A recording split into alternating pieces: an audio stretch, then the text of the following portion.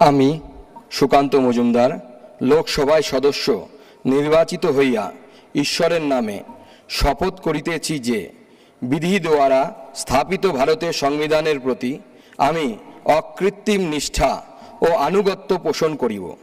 আমি ভারতের সার্বভৌমত্ব ও অখণ্ডতা রক্ষা করিব এবং যে কর্তব্যভার আমি গ্রহণ করিতে উদ্যত হইয়াছি তাহা নিষ্ঠাপূর্বক নির্বাহ করিব।